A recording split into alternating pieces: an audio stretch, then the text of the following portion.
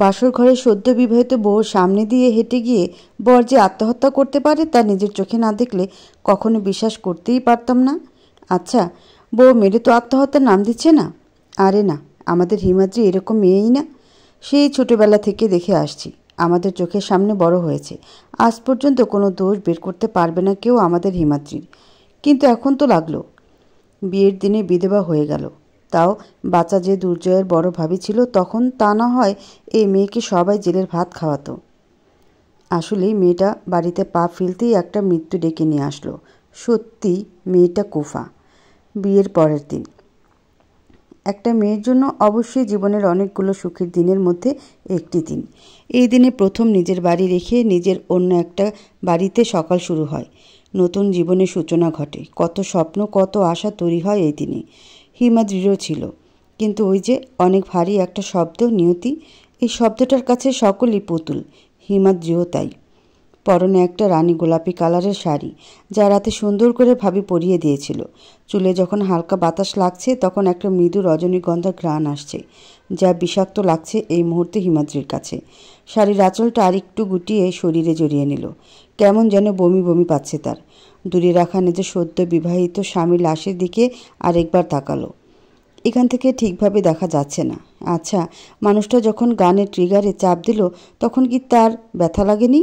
হয়তো লাগেনি। কি এমন কষ্ট ছিল তার যে আত্মহত্যা করতে হলো? দেখেন, আপনি বাবা, আপনার হয়তো নিজের ছেলের জন্য বুকটা ফেটে যাচ্ছে, কিন্তু তাও বলছি, যদি কেউ জানাজে উপস্থিত হতে না চায় তাকে জোর করবেন না। কারণ ইসলামে বলা আছে, আত্মহননকারীদের জানাজে অংশগ্রহণ না করাই উত্তম। কিন্তু আপনি আমাদের শরীক, অনেক বিপদের দিনে আমাদের পাশে এসে দাঁড়িয়েছেন, তাই সে কৃতজ্ঞতা বোধ থেকে আমরা সবাই জানাজে অংশগ্রহণ করব। ধন্যবাদ আপনাদের। আমার ছেলেটা এমন কেন করলো জানেন ভাই? ঠিক গতকাল এই সময় আমি আমার ছেলেটাকে নিজের হাতে খিচুড়ি মেখে খাইয়েছি, আর আজকে আমার সামনে ছেলেটা লাশ হয়ে পড়ে আছে। আমি তো বাঁচতে পারবো না। আমার আব্বাটা একা কিভাবে থাকবো কবরে? কথাগুলো মিনমিনে গলায় বলল দুর্জয়ের বাবা। শরীর কাঁপছে তার। কাঁপবে না কেন? নিজের প্রাণপ্রিয় ছেলেটা যে আজকে লাশ হয়ে বাবার সামনে পড়ে আছে। কথাগুলো শুনে একবার দাঁড়িতে হাত বোলালো ইমাম। তার নিজের যে খারাপ লাগছে না তা নয়, কালকে সন্ধ্যায় নিজে দাঁড়িয়ে থেকে দুর্জয়ের বিয়ে দিয়েছে সে, আর আজকে দাঁড়িয়ে তার জানাজা পড়বে। ধৈর্য ধরুন ভাই, আল্লাহর ওপর ভরসা রাখেন। তিনি যা করেন সবার ভালোর জন্য করেন। আর সবসময় কোরআনের সেই আয়াতের কথা মনে রাখবেন, ইন্না আমাল উসরি ইউসরা, সূরা আল ইনশিরাহ আয়াত 6। নিশ্চয়ই কষ্টের সাথে স্বস্তি রয়েছে। তো ধৈর্যের সাথে আল্লাহর কাছে নিজের সন্তানের মাগফিরাত কামনা করেন, কারণ আত্মহনন যে মহাপাপ। কাল রাত থেকে এ পর্যন্ত মিনিমাম 10 বার জ্ঞান হারিয়েছে খান বাড়ির বড় বউ মেহেলতা। কোনোভাবে ঠিক রাখা যাচ্ছে না তাকে। যখনই জ্ঞান ফিরছে চিৎকার চেঁচামেচি করে কান্নাকাটি করছে। বউ, নিজেকে সামলাও। বাড়ির বড় বউ তুমি, সবাইকে তুমি সামলে না রাখলে কে রাখবে বলো? আমার দুর্যোগটা কিভাবে আমার চোখের সামনে মরে গেল আর আমি কিছুই করতে পারলাম না। ঠিক আমার সামনে দিয়ে নিজের মরণের পথে পা বাড়ালো। যাওয়ার আগে জানেন আমাকে কি বলে? যে ভাবি, তুমি কেন আমার মা হলে না? আমার যে সন্তান ছিল ও। মাটিতে গড়িয়ে পড়ে কান্না করছে মেহেলতা। ঠিক যেমন নিজের সন্তান মারা গেলে কোনো মা আহাজারি করে। নিজের স্বামীকে দরজা দিয়ে ঢুকতে দেখে কোনো মতে উঠে তার সামনে গিয়ে দাঁড়ালো। চোখগুলো লাল হয়ে আছে বিজয়ের। পুরুষ মানুষ তাই চিৎকার করে কাঁদতে পারছে না। নিজের কলিজার টুকরো ভাইটাকে আজকে কবরে রেখে আসবে। দেখলে আমি আবার সন্তানহারা হয়ে গেলাম। আমি তো বন্ধা, তোমাকে বাবা হওয়ার সুখ দিতে পারলাম না। দেখো, তাই আল্লাহ আমার ছেলের মতো দুর্জয়কে আমার কাছ থেকে কেড়ে নিল। স্ত্রীকে বলার মতো কোনো ভাষা নেই তার। চুপ করে শুধু বুকের মধ্যে চেপে ধরল। শান্ত হও লতা, আমি পারবো না। আমার দুর্জয়, সে মারা গিয়েছে, আর এটা আমাদের মানতে হবে। ইঞ্জেকশনটা দিয়ে দিন। বিজয়ের নির্দেশ পেয়ে পাশ থেকে নার্স একটা ইঞ্জেকশন পুশ করে দিল মেহেলতার শরীরে। এটা না করলে কাঁদতে কাঁদতেই মরেই যাবে হয়তো মেয়েটা। মা, তুমি না বললে কালকে যে আমার বিয়ে হয়েছে, তো আমাকে সবসময় নাকফুল পরে থাকতে হবে? আমি কত না করলাম, তাও পরালে, তাহলে এখন খুলে নিচ্ছ কেন? মেয়ের এই কথায় আঁচলে মুখ ঢেকে কান্না করে দিল সাজেদা। নিজের হাতে মেয়েকে বিধবা বেশে সাজাচ্ছে সে। এটা হয়তো পৃথিবীর কোনো মায়ের কাম্য হতে পারে না। জোর করে হিমাদ্রিকে গোসল দেওয়ালো সাজেদা। শাড়ি গয়না সব খুলে একটা সাদা শাড়ি পরালো। হাত ভর্তি টকটকে লাল মেহেদি, যা দেখিয়ে বোঝা যায় এটা একটা সদ্য বিবাহিত মেয়ের হাত। কিন্তু পরনে তার সাদা শাড়ি, যা বিধবা হওয়াকে নির্দেশ করে। এরকম হাত ভর্তি মেহেদি কিন্তু পরনে সাদা শাড়ি তা পৃথিবীর যে কোনো মর্মান্তিক দৃশ্যকে হার মানাবে। ধরে ধরে হিমাদ্রিকে দুর্জয় লাশের কাছে নিয়ে গেল সবাই। শেষ দেখা দেখাতে মেয়েটা কেন জানি ঠিকমতো কাঁদছে না, হয়তো অধিক শোকে পাথর হয়ে গিয়েছে। স্বামীর লাশটা কিছু সময় অবলোকন করে গেল হিমাদ্রি। পোস্টমর্টেম করা হয়েছে, একটু একটু ফুলে ফুলে গিয়েছে। তার বিশ্বাসই হলো না এটা সেই মানুষ যাকে কালকে কবুল বলেছে। আস্তে করে মাটিতে বসে পড়ল। তাকে সেভাবে কিছুটা দূরে টেনে নিল তার ভাবি। হিমাদ্রি সামনে দিয়ে তার স্বামীকে চিরতরে নিয়ে চলে যাচ্ছে সবাই। এই পৃথিবীর সব থেকে কষ্ট হলো সেই ব্যক্তির যার কাঁধে নিজের সন্তানের লাশ, নিজের আদরের ছোট ছেলের লাশ যে তাকে একদিন নিজ কাঁধে বহন করতে হবে, তা হয়তো সে স্বপ্নেও ভেবেছিল না। মানুষের জীবন এমনি, যা সে চায় না সেটাই আগে হয় তার জীবনে। অনেক দুর্বল লাগছে। খাটিয়েরা সে ধরে রাখতে পারছে না, মনে হচ্ছে 1000 কেজি ওজনের। হঠাৎ কিছুটা হালকা অনুভব হলো তার। ঘাড় ঘুরিয়ে পেছন দিকে তাকিয়ে যে মানুষটিকে দেখল, তাকে দেখে নিজের কান্না আর ধরে রাখতে পারল না। ছোট বাচ্চাদের মতো কেঁদে দিল। এটা যে তার আরেক কলিজার টুকরো, মৃদুল। আজকে প্রায় 4 বছর পরে দেখল। অন্য সময় হলে হয়তো কথাও বলতো না, কিন্তু এখন বুকে জড়িয়ে ধরতে মন চাচ্ছে। কিন্তু নিরুপায় তার কাঁধে আরেক ছেলের লাশ। বাবা, কেঁদো না, আমি এসেছি। আমার বাবাটা যে মরে গেল মৃদুল। নিজের বাবার মুখে এই কথাটা শুনে নিজেকে পৃথিবীর সব থেকে অসহায় মানুষ লাগছে। তারপর বাবাকে সামলে কালেমা উচ্চারণ করতে করতে নিজের ভাইকে কবরে রাখতে চলল সে। এত কিছুর পরেও প্রশ্ন আসে, সে মা কই যার সন্তানকে কবরে রেখে আসছে সবাই? সে আছে কিন্তু অসার।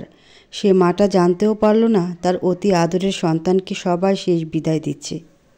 একজন সদ্য বিধবা হওয়া নারী, যার স্বামী প্রয়াত হয়েছে কিছুক্ষণ আগে, তার স্বামীর বড় ভাইয়ের কোলে মাথা দিয়ে ঘুমানোটা আপাত দৃষ্টিতে সবার খারাপ লাগলেও তা এই দুই পরিবারের কেউ তা আমলে নিচ্ছে না।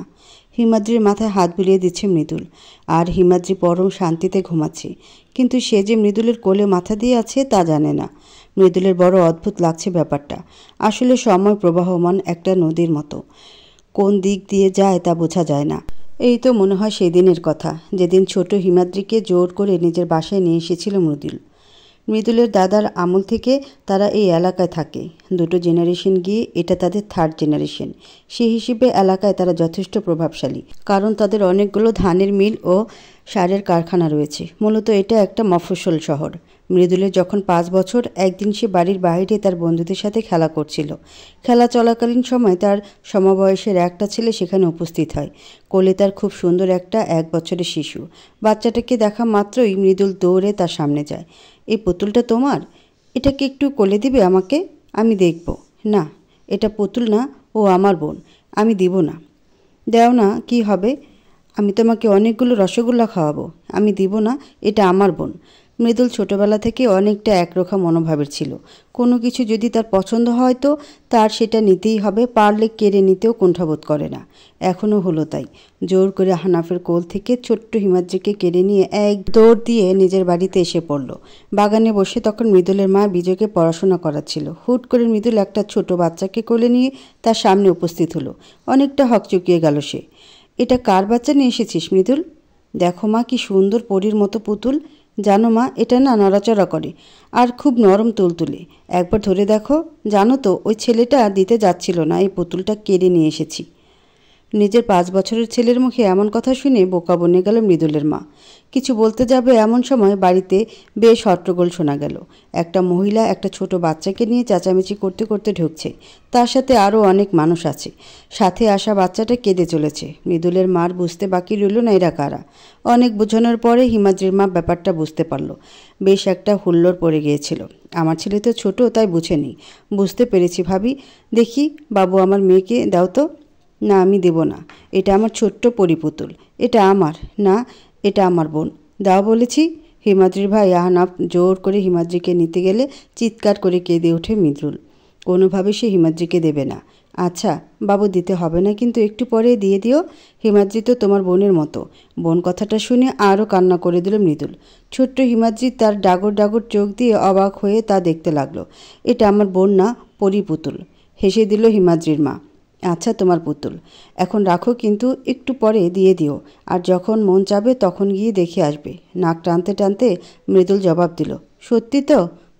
সত্যি। কথাটা শুনে অনেক খুশি হলো মৃদুল। হিমাদ্রিকে বুকে জড়িয়ে নিল। 1 বছরের হিমাদ্রি কী বুঝলো কে জানে। তার ছোট ছোট হাত দিয়ে সেও মৃদুলকে জড়িয়ে ধরল। ঘটনাগুলো অতীত, কিন্তু তা আজও কতটা দৃশ্যমান এবং সতেজ। এগুলো মনে করলে মনটা যেন প্রশান্তিতে ভরে যায়। হিমাদ্রি এখনও ঘুমাচ্ছে। ওর মুখের দিকে তাকিয়ে আরেকবার আঙুল চালিয়ে দিল মৃদুল হিমাদ্রির চুলের গভীরে। বাইরে থেকে বেশ জোরে জোরে চিৎকার করে কান্না করার শব্দ ভেসে আসছে। প্রথম মৃদুল মনে করেছিল মেহেলতা কান্না করছে, কিন্তু পরে বুঝতে পারল এটা একটা অপরিচিত গলার স্বর। এ আখি, কে কান্না করে রে? বলতে পারলাম না মৃদুল ভাইয়া, দাঁড়াও দেখে আসছি। আখি মূলত মৃদুলের মামাতো বোন। তাদের এখানে থেকে পড়ালেখা করে। একটু পরে আখি হন্তদন্ত হয়ে মৃদুলের সামনে এসে দাঁড়ালো। কি হয়েছে রে আখি?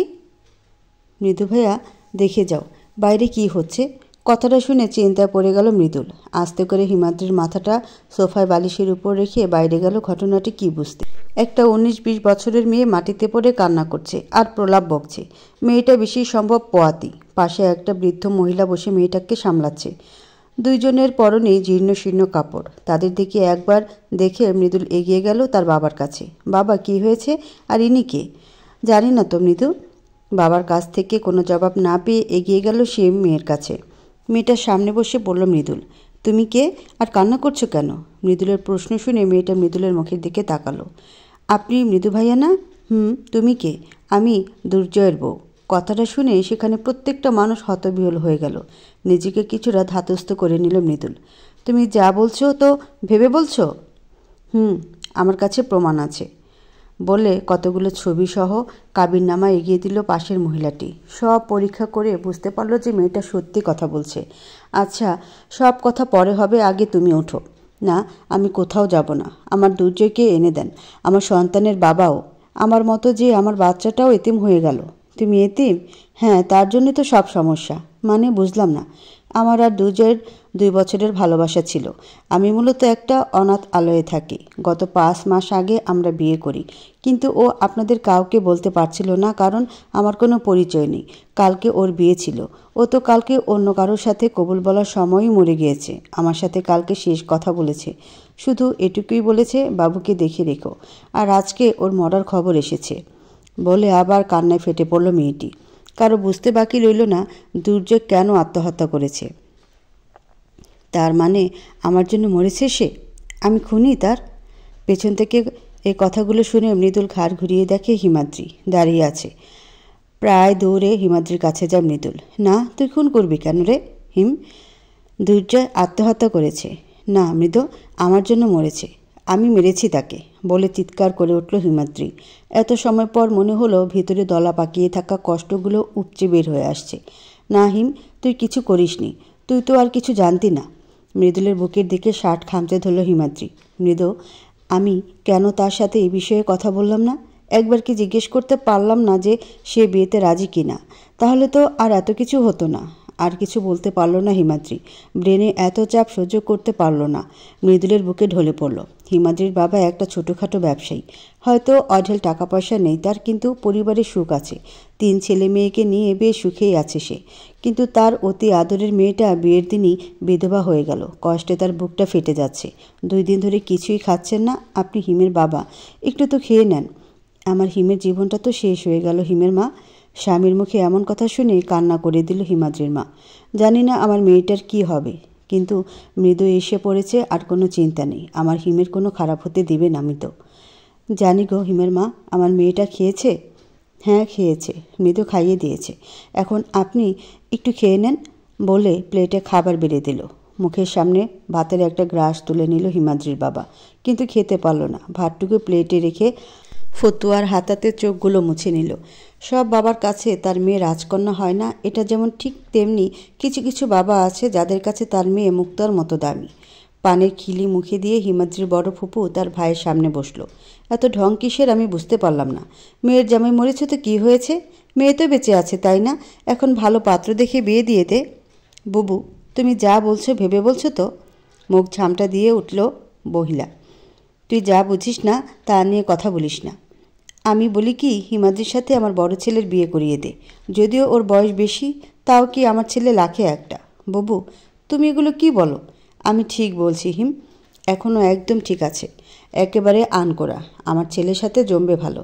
বলে অট্ট হাসিতে ফেটে পড়ল মহিলা। হাসি শেষ হলে বাড়ির বাইরে যাওয়ার পথ ওটা যেতে পারেন। ভদ্রতা বলতে কিছু শিখিস নেই, তাই না আহনাফ? অনেক শিখেছি, কিন্তু তোমার মতো মানুষদের সাথে ভদ্রতা আসে না, বেয়াদব কোথাকার। আমি না, আপনি। আমার বোন কোনো পণ্য না যে আপনার ওই নেশাখোর ছেলের কাছে দিতে হবে। দেখলি তোর ছেলে কত বেয়াদব। ও ঠিক বলেছে বুবু। হ্যাঁ, তাই তো বলবে। দেখলাম তো কত ভালো পাত্রের সাথে বিয়ে দিয়েছিলি। আর কে বলবে ওই ছেলে হয়তো বিয়ের আগে তোর বোনের সাথেও থেকেছে? চুপ। আপনার মতো অভদ্র মহিলা যেন আর না আসে এই বাড়িতে। লাগবে না এরকম বাজে মেন্টালিটির আত্মীয় আমাদের। ফিরে এসে যেন আপনাকে বাড়িতে না দেখি। কথাগুলো রাগে গজরাতে গজরাতে বাড়ি থেকে বের হয়ে গেল আহনাফ। আহনাফের যখনই রাগ ওঠে তখন সে হিমাদ্রির কাছে যায়। এবারও তার ব্যতিক্রম হয়নি, কিন্তু বাড়ির ভিতরে ঢুকে বুকে একটা মোচড় দিয়ে উঠল আহনাফের। সৃষ্টি, হ্যাঁ, দুর্জয়ের আরেক বউর নাম সৃষ্টি। মেয়েটাকে চিনে আহনাফ। চিনবে না কেন? তার ভালোবাসা যে সে 8 মাস আগে এক মধুর বিকেলে দেখেই প্রেমে পড়ে গিয়েছিল। পরে অনেকবার প্রেমের প্রস্তাব দিলেও আহনাফকে প্রত্যাখ্যান করে দিয়েছে। বারবার প্রত্যাখ্যান করার কারণে অনেকটা রাগ করে আহনাফ 3 মাস কোনো খবর নেয়নি। 3 মাস পরে কালকে দেখেছে, তাও আবার নিজের বোনের সতীন রূপে। সত্যি জীবনটা বড় নিষ্ঠুর। মেহলতা সৃষ্টিকে খাইয়ে দিচ্ছে। খাবার মুখে দিয়ে আহনাফের দিকে নজর গেল সৃষ্টির। একবার দেখি মুখ ঘুরিয়ে নিল সৃষ্টি। দৃশ্যটা দেখে একটা দীর্ঘশ্বাস ফেলে হিমাদ্রির রুমের দিকে এগিয়ে চলল আহনাফ। বাচ্চাটাকে কিন্তু সবাই অবৈধ বলবে মেহলতা। একবার ভেবে দেখেছ কি? না বাবা, বলবে না, কারণ দুর্জয় আর সৃষ্টি বিবাহিত ছিল, তো অবৈধ হওয়ার প্রশ্নই ওঠে না। কথাটা শুনে তসবিটা পাশে রাখল ইমাম সাহেব। মেহলতা, তুমি ভুল ভেবেছ। দুর্জয় আর সৃষ্টির বিয়েটা ইসলামের দৃষ্টিতে জায়েজ না, কিন্তু ওরা তো কবুল, সাক্ষী সব মেনে বিয়ে করেছে। তোমাকে একটা হাদিস বলি মেহলতা। আয়েশা রাদিয়াল্লাহু আনহু তাআলা হতে বর্ণিত এক হাদিসের মধ্যে রাসূল সাল্লাল্লাহু আলাইহি সাল্লাম বলেছেন, যে কোনো নারী তার অভিভাবক অনুমতি ব্যতীত বিয়ে করবে, তার বিয়ে বাতিল, তার বিয়ে বাতিল, তার বিয়ে বাতিল। হাদিসটি তিরমিজি 1021 এবং অন্যান্য হাদিস গ্রন্থ থেকে সংকলিত। কিন্তু ইমাম চাচা, সৃষ্টি একটা এতিম, ওর কোনো অভিভাবক নেই। কিন্তু দুর্জয়ের তো আছে। ওয়ালিমা ছাড়া কোনো বিয়ে জায়েজ না। হয়তো ওদের বিয়ে জায়েজ না বাবা, কিন্তু এখানে একটা ছোট বাচ্চা মরা ঝুলে আছে। আপনি কি চান দুর্জয়ের শেষ চিহ্ন সারা জীবন মানুষের চৌখাটে চৌখাটে লাথি খেয়ে বেড়াক? একটা নিঃশ্বাস বেরিয়ে আসলো দুর্জয়ের বাবার বুক চিরে। এখন কি করতে বলো তুমি মেহলতা? বাবা, আমি আজ থেকে 15 বছর আগে এই বাড়িতে বউ হয়ে এসেছি। মৃদুল, দুর্জয় তখন ছোট ছিল, কোনোদিন মা হতে পারিনি, কিন্তু ওদের সন্তানের মতো মানুষ করেছি। সেই বিনিময়ে একটা জিনিস চাই, শুধু বাচ্চাটাকে এই বংশের মর্যাদাটুকু দেন। সেটা দিতে হবেই মেহলতা।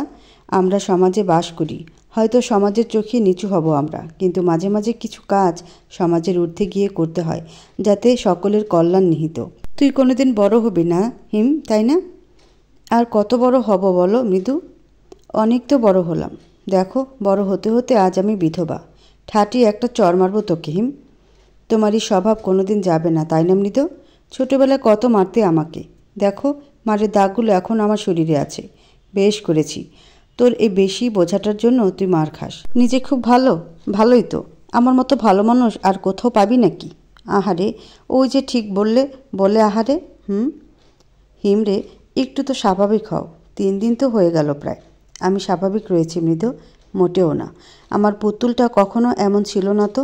তোমার পুতুলটা পাল্টে গিয়েছে মৃদু। 4 বছর কম সময় না। খোঁটা দিচ্ছিস হয়তো। আর কিছু বলতে যাবে মৃদুল, তার আগে দরজায় একটা শব্দ হলো। আসতে পারি? মৃদুল কিছু বলার আগে হিমাদ্রি জবাব দিল, এসো সৃষ্টি, ভেতরে এসো। অনেকটা দ্বিধায় পড়ে সৃষ্টি রুমের ভিতরে প্রবেশ করলো। রুমে ঢুকে অনেকটা কাচুমাচু হয়ে হিমাদ্রির সামনে গিয়ে দাঁড়িয়ে রইল। বসতে পারো সৃষ্টি, এটা তোমারও রুম। কথাটা শুনে অনেকটা অবাক হয়ে গেল সৃষ্টি। কিন্তু এটা তো আপনার রুম। না, এটা দুর্জয়ের রুম। সেই হিসেবে এটা তোমারও রুম। ও, বলে কপালে থাকা চুলগুলো কানের পিঠে গুজে দিল সৃষ্টি। মৃদুল খেয়াল করলো হালকা পাতলা গড়নের মেয়ে সৃষ্টি, গায়ের রঙটা শ্যামলা কিন্তু সুন্দর আছে। একটু কনফিউজড হয়ে মৃদুল জিজ্ঞেস করলো, তোমার বয়স কত সৃষ্টি? 18 হয়েছে, চমকে উঠল হিমাদ্রি। তাহলে তুমি তো আমার ছোট। ম্যাডাম। আমাকে ম্যাডাম বলবে না সৃষ্টি, আপু বলতে পারো। আর নিজেকে এত ছোট ভেবো না, তুমিও এবারের বউ, তো নিজেকে আগে একটা দাম দেবে। সৃষ্টি মাথা নাড়ালো, কিছু একটা বলতে চাচ্ছে, বড্ড উসখুস করছে মেয়েটা। মৃদুল ব্যাপারটা বুঝতে পারলো। কিছু বলবে সৃষ্টি? তো বলে ফেলো। আমার বাবুটাকে নিজের নাম দিবেন আপু? কেন আমি নিজের নাম দেব? কেন দেব? দেন না আপু। তা নয় সবাই বাবুকে অবৈধ বলবে, ঠিক আমার মতো। কথাটা বলতে গিয়ে কেঁদে দিল সৃষ্টি। হয়তো জীবনে অনেক কঠিন সময় পার করে এসেছে। হিমাদ্রি একটু সৃষ্টির কাছে এগিয়ে গেল, ওর দুহাত নিজের মধ্যে নিল। কেউ বলবে না সৃষ্টি, বাবা সব ব্যবস্থা করে দেবে, তোমার আর দুর্জয়ের নামে বড় হবে। সত্যি? সত্যি তো, হেসে দিল সৃষ্টি। হিমাদ্রি খেয়াল করলো মেয়েটার খুশি হতে আহামরি কারণ লাগে না, একটুতেই খুশি হয়ে যায়। এই জন্যই হয়তো দুর্জয় এত ভালোবেসেছিল। আমি একটু আসছি। মৃদুলের যাওয়ার পথে হিমাদ্রি ও সৃষ্টি উভয়ে কিছুক্ষণ তাকিয়েছিল। খেয়েছ সৃষ্টি? ভাবি খাইয়ে দিয়েছে। ভাবি হয়তো ভালো, হয়তো সৃষ্টি, কিন্তু কেউ মন্দের ঊর্ধ্বে না। ভালো মন্দ মিলিয়ে তৈরি হয় মানুষ। যেমন তুমি আজকে ভাবিকে ভালো বলবে, হয়তো কিছুদিন পরে কোনো ব্যবহারে খারাপ লাগবে, তখন তাকে ভালো বলতে কুণ্ঠাবোধ করবে। আপনি অনেক সুন্দর করে কথা বলতে পারেন, কিন্তু আমি পারি না। তাও দুর্জয় কেন আমাকে ভালোবাসতে গেল? সুন্দর কথার প্রেমিকেও পড়ে না সৃষ্টি, ভালোবাসা এমনিতেই হয়ে যায়। আপু, আপনি হুমায়ুন আহমেদের সেই কথাটা শুনেছেন? মানুষ জাতির স্বভাব হচ্ছে সে সত্যের চেয়ে মিথ্যার আশ্রয় নিরাপদ মনে করে। তেমনি দুর্জয় তোমাকে রেখে আমার মতো মেয়েকে ভালোবেসেছে।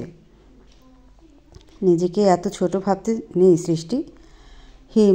দেখো কাকে নিয়ে এসেছি। হিমাদ্রি, সৃষ্টি উভয়ে দরজার দিকে তাকালো। মৃদুল দাঁড়িয়ে আছে, তার পাশে একটা মেয়ে, যার কোলে ছোট্ট একটা মেয়ে বাবু। হাসি মাখা মুখে রুমে প্রবেশ করল মৃদুল। হিম ও রদুষী আমার স্ত্রী, আর এই যে এই ছোট্ট পুতুলটা হচ্ছে মাদিহা, আমার মেয়ে। হাতে থাকা সিগারেট ফিল্টারটা মাটিতে ফেলে পা দিয়ে পিষে ফেলল হানাফ। এত টেনশন করিস না হানাফ, সব ঠিক হবে। বা হবে? একে তো হিমের টেনশন, তার উপর এই সৃষ্টির সব। আমার মনে হচ্ছে আমি পাগল হয়ে যাব। আরে দোস্ত, মাথা শান্ত রাখ। আর সৃষ্টি গেছে তো কি হয়েছে, আর অনেক আছে, এরকম কত আসে যায়। তোদের মতো তো আমার প্রেম সস্তা না। ওই তোদের না সৃষ্টির উপর নজর রাখতে বলেছিলাম? তোরা থাকতে দুর্জয় ওর কাছে কিভাবে যেতে পারলো? আসলে হয়েছে কি, থাক, আপনাদের মহান বাণী আর দিতে হবে না। আর কোনোদিন টাকা চেয়ে আমার কাছে আসিস, তখন দেখবি। আরেকটা সিগারেট টানতে টানতে চলে গেল হানাফ। ধুর, কটা টাকা দেয় দেখে গোলাম পেয়ে নিয়েছে আমাদের। বোনকে ছাড়া কোনোদিনও দূরে থাকেনি হানাফ, তাই তো যখন মন চায় তখনই ছুটে চায় হিমাদ্রির কাছে। আরও সুবিধা আছে, কারণ পাশাপাশি বাড়ি, তাই। হিমাদ্রির রুমে প্রবেশ করার আগে হাতে থাকা সিগারেটটা শেষ করে নিল হানাফ। রুমে ঢুকে দেখে বিছানায় কেউ শুয়ে আছে। একটু কাছে গিয়ে সেখানে কে শুয়ে আছে তা উপলব্ধি করতে পেরে দাঁড়িয়ে গেল হানাফ। এই যে সৃষ্টি, ঘুমিয়েছে। কত আশা ছিল সৃষ্টিকে ঘুমন্ত অবস্থায় দেখবে, সে আশাটা পূরণ হলো, কিন্তু তা অন্যভাবে। ভাইয়া, ওকে ডাকিস না, ঘুমাচ্ছে, ঘুমাতে দে।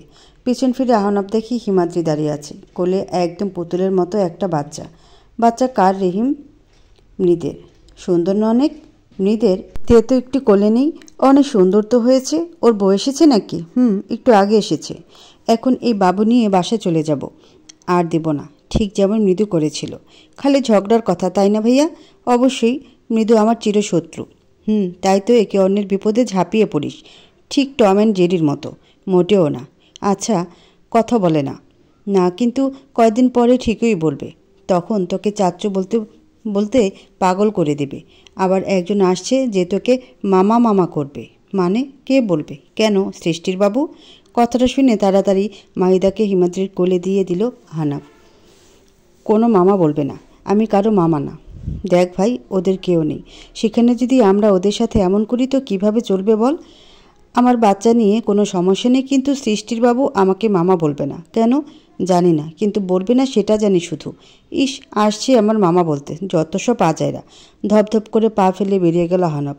আজব তো, মামা বললে কি হবে? কিছুই তো বুঝলাম না। তুমি বুঝেছ মাদিহা? ছোট বাচ্চাটা কি বুঝলো কে জানে। কিছুক্ষণ অবাক হয়ে হিমাদ্রির দিকে তাকিয়ে রইল। তারপর হঠাৎ করে একটা ভুবন ভুলানো হাসি দিল, যা দেখে হিমাদ্রির সব কষ্ট দূর হয়ে গেল।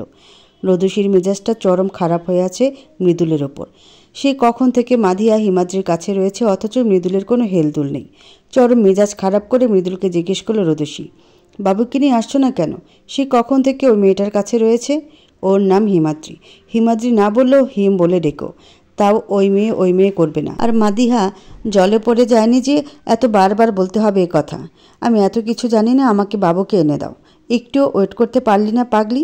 আর আমার মা যে 4 বছর অপেক্ষা করেছে। না পারি না, বাবুকে এনে দাও। পারবো না। আর থাক না কিছুক্ষণ হিমের কাছে। তুই বরং আমার কাছে থাক। তুমি সবসময় শুধু হিম হিম করো কেন? কারণ ওটা আমার পুতুল, তাই না? বাবুকে এনে দাও। উফ পাগলি, এত বেশি কথা বলিস কেন? আস, আমার বুকে আস। সুখ দুঃখের কথা বলি আমরা। মৃদুলের বুকে মাথা রাখল রোদসী। আমাকে একদম তুই তুই করবে না, আমার ভালো লাগে না। 100 বার বলবো, 1000 বার বলবো, তুই তুই তুই। কিন্তু এখানে তো মাত্র 3 বার। চুপ, খালি লজিক খুঁজে কথায়। এখন চুপ করে বুকে মাথা দিয়ে ঘুমা। এমনিও রাতে বাবুর জন্য ঘুমাতে পারিস না। রোদসীর মাথাটা মৃদুল নিজের বুকে চেপে রাখলো, আর রোদসী বুকে মাথা দিয়ে চোখ বুজে রাখলো। সন্তান তো মা বাবার অংশ হয়, তাদের সংকেত বহন করে। কিন্তু মাধিয়া নাম শুনে মনে হয় সে যেন হিমাদ্রি আর মৃদুলেরই অংশ। কথাটা মনে হতেই যেন শরীরটা হিম হয়ে গেল রোদসীর। তোর স্বভাব কোনো দিনও বদলাবে না, তাই না হিম? সে আগের মতো পুকুর পাড়ে বসে আছিস, তাও এত রাতের বেলা। কথাগুলো শুনে পেছন ফিরে মৃদুলকে দেখে একটা মলিন হাসি হাসল হিমাদ্রি। তুমি এত রাতে এখানে কি করো মৃদু? তোকে খুঁজতে এসেছিলাম। পাশে বসতে পারি? তুমি আবার অনুমতি নেওয়া শিখলে কবে থেকে? এই যে এখন থেকে।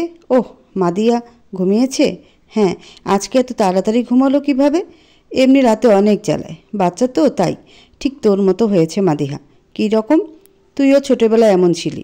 আমার ছোটবেলা মনে আছে তো, আমাকে দেওয়া প্রমিস কেন মনে নেই তোমার? ঠোঁটের কোণে সিগারেট রেখে মৃদুল জবাব দিল, কোনটা? না, কোনোটা না। বলবি তো, তাই না? আচ্ছা, বাদ দাও। মার সাথে দেখা করেছ? জোরে একটা নিঃশ্বাস নিল মৃদুল। করেছি। জানিস, মা হয়তো আন্দাজ করতে পারছে যে কিছু হয়েছে। মানুষটা খুব কষ্ট পেয়েছে। খুব কি দরকার ছিল তাদের অমতে বিয়ে করা? তাদেরও বিষয়টা বোঝা উচিত। ওর বাবা ঘুষখোর পুলিশ, তাতে ওর দোষ কি? কারো দোষগুণ বিচার করতে পারবো না আমি, কিন্তু এটা বলবো, তুমি যদি এভাবে অনুমতি ছাড়া বিয়ে না করতে তাহলে সব ঠিক থাকতো। হয়তো দুর্জয় বেঁচে থাকতো, জানি না। কিন্তু আমিও আমার ভালোবাসাটাকে আপন করে চেয়েছি, এতে দোষের নেই। কিন্তু তোমার ভালোবাসাটা ঝরা কদমের মতো কাজ করেছে। হয়তো, হয়তো না, এটা সত্যি। পানি থেকে পা উঠিয়ে হিমাদ্রি উঠে দাঁড়ালো। যেতে যেতে শুধু এটুকুই বলল, সিগারেট খেয়ে কেন নিচে ঠোঁট পোড়াচ্ছ মৃদু? তোমার পোড়া ঠোঁট আমার অসহ্য লাগে।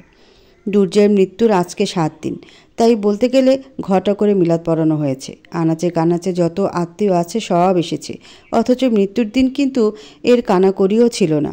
বিয়েতে যারা এসেছিল তারা বেশিরভাগ মানুষই চলে গিয়েছিল। সৃষ্টি আর হিমাদ্রি কেউ রুম থেকে বের হয়নি। দুজনের পরনেই অফ হোয়াইট কালারের সুতির কাপড়। মৃদুলের বড় খালা একদম ধবধবে সাদা কালারের কাপড় পরাতে দেয়নি। তার ভাষ্য মতে এত ফুটফুটে দুটো মেয়েকে কেন সাদা শাড়ি পরাবে? এমনিতেও তাদের কষ্ট কম না। সবাই তার কথা বিনা বাক্য ব্যয় মেনে নিয়েছে। মৃদুলের মেয়ে মাধিয়া সবসময় হিমাদ্রির কাছে থাকে। ছোট মেয়েটাও কেমন যেন আনন্দ পায় হিমাদ্রির সংস্পর্শে এসে। আপু, আমার যেন কেমন লাগছে। কেমন? খারাপ লাগছে? না, আসলে লজ্জা লাগছে। এতগুলো মানুষ কেমন করে যেন তাকায় আমার দিকে সবাই।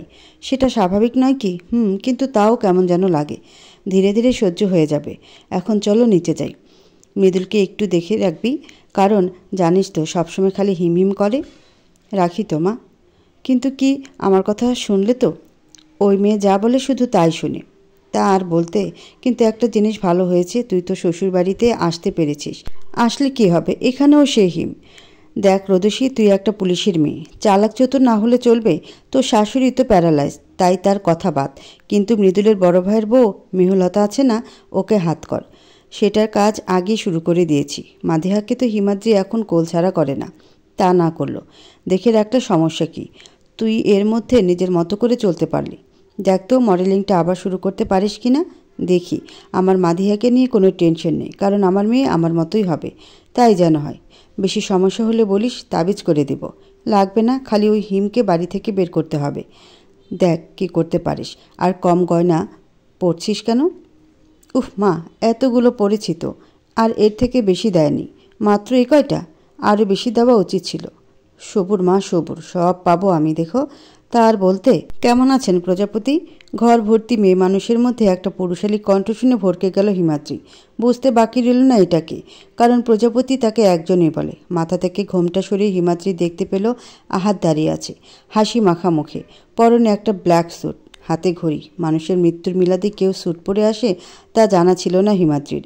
একটু হাসি পেল হিমাদ্রি, তাও নিজেকে ধাতস্থ করে জবাব দিল, জানি না কেমন আছি, কিন্তু যেমনই আছি আলহামদুলিল্লাহ। শুনে খুশি হলাম। এখানে বসতে পারেন আপনি। শিওর তো? হিমাদ্রির সামনের সোফাতে গিয়ে বসলো আহাত। আমি সত্যি অনেক মর্মাহত এটা শুনে যে দুর্জয় মারা গিয়েছে। ও, কিন্তু যা হওয়ার ছিল তা হয়েছে। আপনি তো দেশে ছিলেন না? না, ছিলাম না। সেদিন সোশ্যাল মিডিয়াতে দুর্জয়ের নিউজ দেখলাম, তার আগের দিন আপনাদের বিয়ের ছবি, তাই ওয়াজ টোটালি শকড। তার জন্য তাড়াতাড়ি করে দেশে ব্যাক করেছি। ও আচ্ছা, হ্যাঁ, দুর্জয়ের আত্মহনন করাটা একদম উচিত হয়নি। এটা কোনো সলিউশন না হয়তো, কিন্তু জানেন তো, সুইসাইড করতে অনেক সাহস লাগে, তা এমনি এমনি হয় না। মানুষ যখন সব দিক থেকে দিশেহারা হয়ে যায় তখন মূলত এ পথ বেছে নেয়। বুঝতে পেরেছি। কিছুক্ষণ চুপ থেকে কিছুটা মিনমিনে গলায় আহাত বলল, ওই মেয়েটা এখন কোথায়? কোন মেয়েটা? মানে দুর্জয়ের আরেক বউ? ওর নাম সৃষ্টি। ও, কিন্তু কই এখন সে? দূরে বসে থাকা সৃষ্টিকে হাত দিয়ে ইশারা করে দেখালো হিমাদ্রি। ওই যে। ও, আপনাদের সাথে থাকে? হ্যাঁ। হিমাদ্রির দই ভাত অনেক পছন্দের, তাই তো এত বেছে বেছে দই বানিয়েছে মৃদুল। ওকে খাওয়াবে বলে এসেছিল মৃদুল, কিন্তু এসে যে ব্যক্তিটাকে দেখলো তাতে মোটেও খুশি হলো না সে। ভ্রু কুচকে হিমাদ্রির দিকে এগিয়ে চলল সে। আরে মৃদু, কেমন আছিস? ভালো আহাত, তুই কেমন আছিস? ভালো মৃদু। আহাত, তোকে যদি কেউ আহিদ্দা বলে ডাকে তাহলে তোর কেমন লাগবে? কি, আমাকে আহিদ্দা বলে কেন ডাকবে? তাহলে তুই আমাকে মৃদু বলে কেন ডাকিস? দেখ, বেসিক্যালি তোর নাম মৃদু হয় মৃদুলের, এমনি এমনি সবাই মৃদু বলে ডাকে, তাই না প্রজাপতি? ওর নাম হিমাদ্রি, আর মৃদু বলবে না, কি বলবে? That's none of your business. ও cool Mridu, I am always কুল। চল তো হিম, খাবি এখন, চল, বলে টানতে টানতে হিমাদ্রিকে আহাদের সামনে থেকে নিয়ে গেল। ধপ করে সোফায় বসিয়ে দিল হিমাদ্রিকে মৃদুল। তারপর ওর সামনে বসে দই দিয়ে পোলাও মাখতে লাগলো। তুই যদি আর কোনোদিন ওই আহিদ্দার সাথে কথা বলেছিস তো তোর খবর আছে। তুমি আহাতকে কেন দেখতে পারো না জানি না। কিছু কিছু মানুষ আছে না, যাদের ঘৃণা করতে কোনো কারণ লাগে না। আহাত হলো সেই রকম। আসছে আমার প্রজাপতি, ওকে বলে দিবি প্রজাপতি বলে না ডাকতে। কেন বলবে না? আমি না করেছি তাই। আমি তোমার সম্পত্তি যে বলতে পারবে না। কথাটা শুনে আর কোনো কথা বলল না মৃদুল, চুপচাপ হিমাদ্রিকে খাওয়াতে লাগলো। কি হলো বলো? এত কথা কেন বলিস? চুপচাপ খেতে পারিস না? এত কাজ ফেলে তারপর তোর কাছে এসেছি, চুপচাপ খেয়ে নে, আমার অনেক কাজ আছে। হিমাদ্রি আর কোনো কথা বাড়ালো না, খাওয়ায় মনোযোগ দিল। পরপর 2 বার বমি হলো সৃষ্টির। মূলত গরুর মাংসের গন্ধ সে সহ্য করতে পারছে না, অথচ চারপাশে এত মাংসের স্মেল। মনে হচ্ছে এবার পেটের নাড়িভুড়ি সব বের হয়ে আসবে। ফ্রেশ হয়ে বাইরে এসে দেখে আহনাফ দাঁড়িয়ে আছে কোমরে হাত দিয়ে। আহনাফকে দেখে কোনো কিছু বলল না, চুপচাপ মাথা নিচু করে যেতে নিচ্ছিল। দাঁড়াও সৃষ্টি, কিছু বলবেন? এই যে নাও বমির মেডিসিন, খেয়ে নাও। আর আমি রুম ফ্রেশনার দিয়ে দিয়েছি, লেমন ফ্লেভার, রুমেই থাকবে, বের হবে না। আমি আপনার কথা শুনতে বাধ্য না। দেখ, এমনিতে তোর উপর আমার খুব রাগ। আমি জানি না দুর্জয়ের সাথে কিভাবে রিলেশন হয়েছে। দুর্জয় বেঁচে থাকলে আমি কোনোদিনও তোর আগে পিছনেও আসতাম না, কিন্তু ও যেহেতু নেই তো এই বাচ্চা আমার। মুখে বললেই হয়ে যায় না, এটা দুর্জয়ের বাচ্চা, ওর পরিচয় বড় হবে, হোক, কিন্তু আমি বড় করব। এত সোজা না। আমি হিমাদ্রি আপুকে আপনার এই খামখেয়ালি কথা বলে দেব, আর আমি কখনো মানব না। দেখা যাবে, আর বলে দিও, নো প্রবলেম। এখন আমি আসি, বাবুর খেয়াল রেখো, সাথে বাবুর আম্মরও। আহনাফ চলে যাওয়ার পরে ধপ করে মাটিতে বসে পড়ল সৃষ্টি। ও খুব ভালো করেই জানে আহনাফ কেমন মানুষ। পাশে থাকা দুর্জয়ের ছবিটা বুকে জড়িয়ে নিল সৃষ্টি। এই একটা মানুষ আজকে থাকলে তার কোনো কষ্ট হতো না। আজকে হিমকে না খাইয়ে দিলেও পারতে তুমি মৃদু। কেন? দিয়েছি, তাতে কি হয়েছে? কিছু হয়নি, কিন্তু হতে কতক্ষণ? কি হবে ক্লিয়ারলি বলো। দেখো, ও একটা মেয়ে, তার মধ্যে বিধবা। একটু কম কম ঘেঁষতে পারো না? না, পারি না। আর হিম বা আমি কেউ ওরকম না। আমি জানি কেউ ওরকম না, কিন্তু মানুষ তো চুপ থাকবে না। মানুষের কথায় আমার কিছু যায় আসে না রদুষী। দেখো, আমি আর হিম অনেক ছোটবেলা থেকে একসাথে থাকি। এমনও হয়েছে আমি যখন একা থেকেছি তখন ও আমার রুমে এসে আমার বিছানাতে শুয়ে থেকেছে। তখন ছোট ছিলে তোমরা। না, ছিলাম না। তখন আমাদের এতটুকু বয়স ছিল যে আমরা জানতাম নারী পুরুষের মধ্যে একটা বিশেষ সম্পর্ক সৃষ্টি হতে পারে, কিন্তু তাই বলে আমরা লিমিট ভুলে যাইনি। কিন্তু কোনো কিন্তু না। প্লিজ রোদসী, কোনো দিন হিম আর আমাকে নিয়ে সন্দেহ করো না। তুমি এমন কাজ না করলে কেন করব? দেখো, আমার জীবনে হিম আর তোমার জায়গা দুটো ভিন্ন জায়গায়। দয়া করে এমন কিছু বলবে না যাতে আমার রাগ ওঠে। দেখা যাবে। রোদসীকে ছেড়ে মৃদুল মাদিহার কাছে গেল। মেয়েটা ঘুমিয়ে আছে। মেয়ের নাকে আলতো করে নাক ঘষে দিল মৃদুল। জানো রোদসী, মাদিহা ঘুমালে একদম আমার হিমের মতো লাগে, ঠিক আমার হিমের মতো। আমার হিম কথাটা শুনে মনে হয় রোদসীর শরীরে আগুন লাগলো। চরম রাগ লাগছে, কিন্তু এমন সময় মেসেঞ্জারে টুং করে একটা শব্দ হলো। ওই মেসেজটা দেখি রোদসীর রাগ গলে পানি হয়ে গেল। মুখে হাসি ফুটে উঠল। মৃদু, তুমি কি আমার সাথে পরকীয়া করতে চাও? কথাগুলো শুনে ভ্রু কুচকাল মৃদুল। হাতে থাকা চাউমিনের বাটিটা টেবিলের উপর রাখলো। হিম, এখন রাত 12টা বাজে, তাও আমি এত কষ্ট করে তোর ফেভারিট রেস্টুরেন্ট থেকে চাউমিন এনে তোকে নিজের হাতে খাইয়ে দিচ্ছি, আর তুই কিনা বলছিস যে আমি পরকীয়া করতে চাই? কথাটা মনে হলো তাই বললাম, কারণ এত রাতে খালি খালি একজন পুরুষ একটা নারীর রুমে আসবে না। দেখ হিম, তুই আর রোদসী কী শুরু করেছিস আমি জানি না, কিন্তু এটা বলতে পারবো আমার কোনো খারাপ ইন্টেনশন নেই তোর প্রতি। তুই একটা পবিত্র ফুলের মতো সবসময় আমার কাছে, যাকে হাতে নিয়ে মারিয়ে দেওয়া যায় না।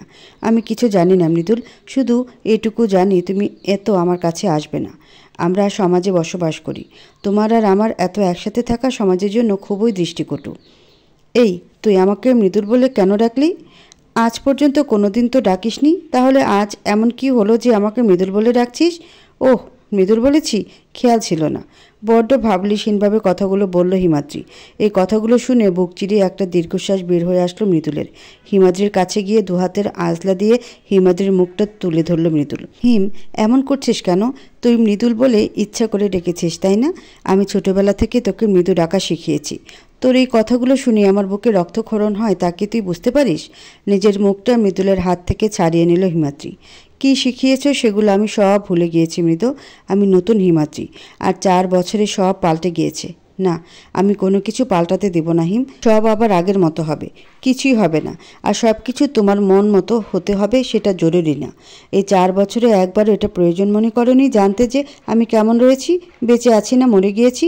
বিশ্বাস কর হিম, আমি সব সময় তোর আশেপাশে থেকেছি। হয়তো সেদিন তোকে থাপ্পড় দিয়েছিলাম, কিন্তু একটু পরে আমার রাগটা পড়ে গিয়ে সেখানে অপরাধবোধ জন্ম নেয়। তুই যখন কলেজে ক্লাস করতে যেতি, আমি রোজ তোকে দেখতে যেতাম রে পাগলি। সেটা তোমার মহত্ব মৃদুল ভাই, তাই এসেছ। কিন্তু আমি এত মহৎ নই। আরেকটা কথা, এত আমার শরীরের সাথে ঘেঁষতে আসবে না, বিরক্ত লাগে। হিম, তুই কত বড় কথা বললি তা একবার চিন্তা করে দেখবি। ঠিক আছে, কোনো সমস্যা নেই, এখন চুপচাপ চাউমিনটা শেষ কর, আমি চলে যাচ্ছি। এমনিও অনেক রাত হয়ে গিয়েছে। মৃদুল টেবিলের উপরে থাকা চাউমিনের বাটিটা হিমাদ্রির হাতে তুলে দিয়ে দরজার দিকে এগিয়ে গেল। আবার কি মনে করে যেন ফিরে এসে নিজের ডান হাতের বাহু ও কনুইয়ের সংযোগ স্থল দিয়ে হিমাদ্রির গলাটা চেপে ধরল। মৃদু, কি করছো? এগুলো ছাড়ো, ব্যথা লাগছে তো। তোকে ব্যথা দিতে চাই না হিম, কিন্তু তার আগে বল, আমি কি কোনোদিন খারাপভাবে তোর শরীরে কোথাও টাচ করেছি? কি হলো বল? না করনি, এখন ছাড়ো। তো সেগুলো মনে রাখবি। আর পরকীয়া, তাই না? পরকীয়ার ডেফিনেশন জানিস? পরকীয়ার ডেফিনেশন আগে জেনে আসবি, তারপর এত বড় বড় কথা বলবি যত সব। হিমাদ্রিকে ছেড়ে গটগট করে চলে গেল মৃদুল। সেদিকে তাকে গলায় হাত বোলাতে বোলাতে হিমাদ্রি মিনমিন করে বলল, আসলে বুইড়া খাটাসগুলো কখনো ঠিক হয় না। এরা সবসময় নিজের হাঁটুর বয়সী পোলাপানদের সাথে হাডুডু খেলতে আসে। প্রায় 1 মাস হয়ে গিয়েছে দুর্জয়ের মৃত্যুর, কিন্তু এখনও দুর্জয়ের মা জানতে পারল না যে তার আদরের ছোট ছেলে মারা গিয়েছে। মূলত মৃদুলের বিয়ের ঘটনাকে কেন্দ্র করে ঝামেলাতে ওর মা মেজর অ্যাটাক করেছিল, যার কারণে সে প্যারালাইজড হয়ে আছে। এই সময় তাকে দুর্জয়ের মৃত্যুর খবর দেওয়া মানে তার জীবন সংকটে ফেলা। সৃষ্টি যেহেতু এখন ইন্টার সেকেন্ড ইয়ারে পড়ে, তাই ওর পড়ালেখা থামায়নি মৃদুল। খুব সাবলীলভাবে ওর পড়ালেখা চালু রেখেছে সে। সৃষ্টি এখন মূলত গাড়িতে যাতায়াত করে। আজও তাই সে বাড়িতে করে যাবে। সৃষ্টিকে গাড়িতে বসিয়ে যেই না মৃদুল উঠতে যাবে, তখন হুট করে আহনাব গিয়ে গাড়িতে উঠে বসলো। মৃদুল আর সৃষ্টি দুজনেই অনেকটা হকচকিয়ে গেল এই বিষয়ে। আহনাব, তুই কখনো ঠিক হবি না, তাই না? আমি আবার কি করলাম? কিছু না, তুই হঠাৎ গাড়িতে। আমি চালাবো গাড়ি, তুই যা, তোর বউ বাচ্চা সামলা, নয়তো তোর মেয়েকে আমি নিয়ে নিব। স্লা, তুই কখনো ঠিক হবি না? আচ্ছা, যা, দেখে যাবি। হঠাৎ সৃষ্টি বলে উঠল, মৃদুল ভাই, আপনিও চলেন না কেন? সৃষ্টি, কোনো সমস্যা? সৃষ্টি মাথা নাড়িয়ে না করলো। তাহলে আহনাব, যা, দেখে যাবি। বাড়ি থেকে অনেকটা দূরে এসে পড়েছে আহনাফ আর সৃষ্টির গাড়ি। বাবু কেমন আছে? আর আমি কথা বলতে গেলে এত অ্যাভয়েড কেন করো? কথাগুলো শুনে কোনো জবাব দিল না সৃষ্টি। চুপচাপ গাড়ির কাজ গলিয়ে বাইরের দিকে তাকিয়ে দিল। একটু থেমে আবার বলা শুরু করলো আহনাফ, আমাকে এত অ্যাভয়েড করে কোনো লাভ হবে না। আমি তোমার পিছু ছাড়ছি না। দেখো, তোমার ভবিষ্যৎ এখনও অনেক বাকি। বাবুর কথা একবার চিন্তা করবে। তাও সৃষ্টি নির্বাক। বুক চিরে একটা দীর্ঘশ্বাস বের হয়ে আসলো আহনাফের। প্যান্টের পকেট থেকে একটা কিটক্যাট বের করে সৃষ্টির দিকে এগিয়ে দিল আহনাফ। চকলেটটা হাতে নিয়ে নিল সৃষ্টি। এতক্ষণে মুখ খুলল সে। আমি কোনো বাচ্চা না যে আমাকে ভুলাতে চকলেট দিবেন। কে বলল তোমাকে চকলেট দিয়েছি? তোমার পেটে যে আছে তাকে দিয়েছি। ভালো করেছেন। এতদিনে বুঝলেন? আচ্ছা যাও, কলেজে এসে পড়েছি। নিজের এবং বাবুর খেয়াল রেখো। আপনাকে বলতে হবে না সেটা। কেমন আছেন প্রজাপতি? আলহামদুলিল্লাহ ভালো আছি। আপনি? আমিও সেম। আপনাকে কি বিরক্ত করলাম? না তাহাত ভাইয়া। ওহ প্লিজ প্রজাপতি, ডোন্ট কল মি ভাইয়া। কেন, ভাইয়াতে কি সমস্যা? কোনো সমস্যা না, কিন্তু আমি আর মৃদু তো এক সমান, তাই ওকে মৃদু বলে ডাকলে আমাকে আহাত বলে ডাকতে পারো। জানেন, আপনার এই মৃদু ডাকটা শুনলে মৃদু বেশ খেপে যায়। তা আমি খুব ভালো করেই জানি। তার জন্য আরও এই ডাকে ডাকতে বেশ মজা লাগে। ওহ ভালো। মন খারাপ? আপনি কিভাবে বুঝলেন? সেটা না হয় অজানা থাক, কিন্তু তার কারণটা কি মৃত? আশ্চর্যভাবে আপনি যেন কিভাবে সব বুঝতে পারেন। তাই তাহলে আরও একটা গেস করি। কিছু মানুষ আপনাকে আর মৃদুকে নিয়ে বাজে কথা ছড়িয়ে দিচ্ছে। Am I right? জি, এটাও সঠিক। আপনাকে কতগুলো কথা বলি প্রজাপতি। অনেক সময় দেখবেন আপনি বেশ লোভনীয় এবং দামি খাবার নিয়ে রাস্তা দিয়ে ভদ্রভাবে হেঁটে চলেছেন, কিন্তু হুট করে একদল কুকুর আসবে আপনার কাছে, এসে আপনার ওপর ঘেউ ঘেউ করবে। এমন ভাব শুরু করবে যেন এই বুঝি তারা আপনাকে কামড়ে রক্তাক্ত করে দেবে। আপনি যদি তখন ভয় পেয়ে দৌড় দেন বা তাদের সাথে লড়তে যান, তাহলে ক্ষতিটা আপনার। অথচ যদি শান্তভাবে হেঁটে চলে আসেন, তখন আর কুকুরগুলো কিছু বলার সাহস রাখবে না। এই যে এই কুকুরদের মতো একদল মানুষ আমাদের সমাজে বসবাস করে। এরা করবে কি, দল বেঁধে আপনার সাথে ঘেউ ঘেউ করতে আসবে। তাই বলে কি উল্টো আপনি তাদের উপর ঘেউ ঘেউ করবেন? এটা তাদের সহজাত কুকুরের মতো বৈশিষ্ট্য। আপনি বা আমি অথবা আমরা হলো গিয়ে মানুষ, তাই এসব মানুষ কিন্তু চতুষ্পদ জন্তুর মতো ব্যবহারকারীদের কথা শোনা বাদ দেন। ড্যাম কেয়ার ভাব রাখবেন, যা আপনার জন্য সুফলদায়ক। কথাটা শুনে ভালো লাগলো। আশা করি কথাগুলো বুঝতে পেরেছেন এবং তা মেনে চলবেন। অবশ্যই তা মেনে চলব। পিবিলিয়াস সিরাসের একটা কথা আছে, একজন নারী হয় ভালোবাসে অথবা ঘৃণা করে, এছাড়া জানে না তৃতীয় কোনো পন্থা। তো আপনি না হয় ভালোবাসাটাকে বেছে নিলেন, আমি সব সময় তাই নেই, কিন্তু মাঝে মধ্যে ভালোবাসাটাকে ছেড়ে দিতে হয়, এবং সেটা ভালোবাসার স্বার্থে। মাধিয়ার ছোট ছোট হাত দিয়ে খেলা করছে হিমাদ্রি। মেয়েটা সারাদিন হিমাদ্রির কাছেই থাকে। কেমন যেন আপন আপন লাগে মেয়েটাকে। হয়তো একটা সুপ্ত বাসনা প্রকাশ পায়। হুট করে হিমাদ্রির মাথায় একটা গাঁটটা মারল। জানো মৃদু, আমিও মানুষ, আমারও ব্যথা লাগে। আমি কি তা না করেছি? না করনি, কিন্তু এভাবে সবসময় মারলে ভালো লাগে না। তোর ভালো কোনোদিনও লাগবে না। বাবুকে বুক থেকে সরিয়ে দিয়ে একটু আদর করব। সরাতে হবে না, কোলে নাও, তাতেই হবে। না এখন কোলে নিব না, প্রচণ্ড ঘাম শরীরে। তাহলে দূরে যাও, আমার থেকেও এবং আমার মেয়ের থেকেও। কথাটা বলে তাজ্জব বনে গেল হিমাদ্রি। শুধু অস্ফুট সুরে আমার মেয়ে কথাটা উচ্চারণ করলো। এত চিন্তার কিছু নেই হিম, মাধিয়া তোরও মেয়ে। জানো তো মৃদু, মুখে বললে আর মেয়ে হয়ে গেল তা কিন্তু নয়। আর সত্যি হলো রোদসী আপু ওর মা, আমি নই। কেন, আমার বলাটা কি যথেষ্ট নয়? হয়তো না। দেখো হিম, এরকম গুরু গম্ভীর মুখোশটা খুলে ফেলো। আমার হিম কখনো এমন ছিল না। কথাটা শুনে মৃদু হেসে আরেকটু ভালোভাবে বুকে জড়িয়ে ধরল মাধিহাকে হিমাদ্রি। বড্ড নিলিপ্ত কণ্ঠে জবাব দিল হিমাদ্রি। হিম কখনো মৃদের ছিল না, রোদসী সবসময় মৃদের ছিল। তুই ফাজিল হিম। এখানে ফাজিলের কি হলো? তুই একবার চিন্তা করে দেখ, তুই কোন কথার ভিতরে টেনে নিয়ে এসেছিস। জানো তো মৃদু, আমি না কোনো কুচক্রী মহিলা না যে এবারও তোমার আর রোদসী আপুর মধ্যে আসবো। মাফ করবি না আমাকে হিম, সব সময় তোর এই এক খোঁটা শুনতে আর ভালো লাগে না। এটা তিতা সত্যি, এর জন্য ভালো লাগে না। তোকে বোঝাতে বোঝাতে আমি সত্যি এখন ক্লান্ত হিম। আমাকে বোঝানোর মতো কিছুই হয়নি। ঠিক আছে, আর বোঝাবো না, কিন্তু প্লিজ এখন আমার অনেক ক্ষুধা লেগেছে, কিছু বানিয়ে খাওয়াবি আমাকে? বাড়িতে অনেক মানুষ রয়েছে, তাদের বলো আমি এখন মাধিয়াকে খাওয়াবো। মাধিয়ার ক্ষুধা লেগেছে, যেমন মাধিয়ার বাবারও তেমন লেগেছে। রোদসী বাসায় নেই তা নয়, ওকেই বলতাম যা না কিছু করে নিয়ে আয়। একটা দীর্ঘশ্বাস ফেলল হিমাদ্রি। তোমাকে কোনোদিনও কিছু বোঝাতে পারবো না মৃদু, তুমি হলে অবুঝ। ফ্রেশ হয়ে এসে মাধিয়াকে দেখো, আমি বানিয়ে নিয়ে আসছি। তার জন্যই তো তোকে এত ভালোবাসি হিম। তুই সবসময় আমার কথা শুনিস। মৃদুলের মুখ থেকে ভালোবাসি এই একটা শব্দ যথেষ্ট হিমাদ্রির বুকে চিনচিন ব্যথা তৈরি করতে।